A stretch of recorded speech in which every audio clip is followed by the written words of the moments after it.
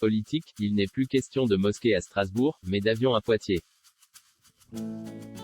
Après Jeanne Barséguian en Alsace, une autre maire écologiste s'attire les foudres d'un ministre, en l'occurrence celui des Transports Jean-Baptiste Djebbari. L'ancien pilote de ligne n'a pas apprécié la prise de position de Léonore Monconduit sur l'aviation lors du conseil municipal qui s'est déroulé lundi 29 mars dernier. Dans un extrait vidéo que vous pouvez trouver en tête d'article et qui trouve un écho particulier sur les réseaux sociaux, l'édile EELV justifie son « choix difficile » de ne plus subventionner les aéroclubs de Poitiers, entre autres, pour protéger l'avenir des enfants. Mettre dans la même phrase « rêve d'enfant » et le fait de sauver des clubs aériens, je trouve que ça a quelque chose d'indécent, a-t-elle d'abord répondu à l'opposition qui mettait en avant le rôle éducatif de ces structures, en ajoutant « c'était mon rêve d'enfant de prendre l'avion pour aller à l'autre bout du monde ». Mais je pense que vous ne vous rendez pas compte des rêves dont on doit préserver les enfants.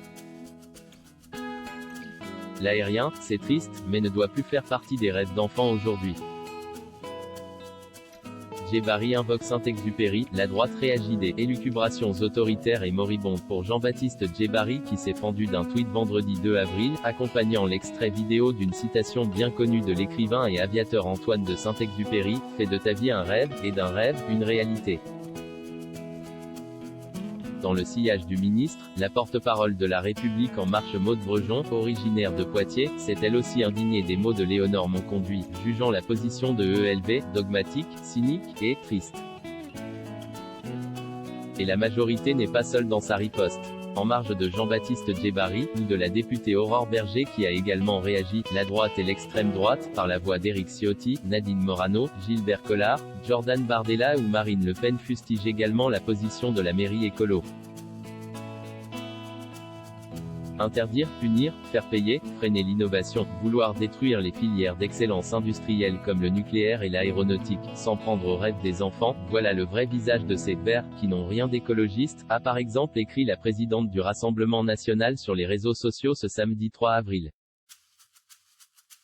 Comme les autres responsables politiques, le patron des députés insoumis a lui aussi réagi sur Twitter.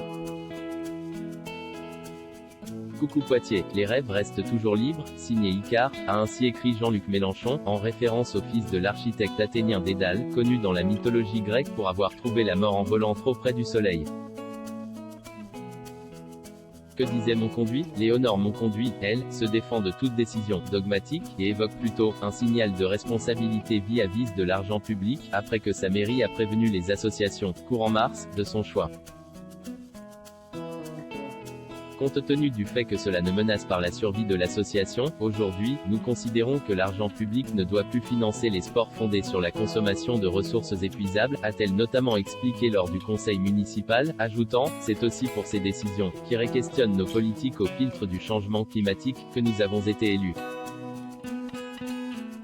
Contacté par le HuffPost, l'entourage de la maire de Poitiers nous précise que Léonore Monconduit ne souhaite pas s'exprimer sur la polémique. À voir également sur le HuffPost, que manque-t-il pour faire une vraie loi climat? Ces manifestants répondent lire aussi, Extinction Rebellion sous la façade de la Banque de France pour faire passer un message de Taubira à Mélenchon, Jadot appelle les leaders de la gauche à se parler pour 2022.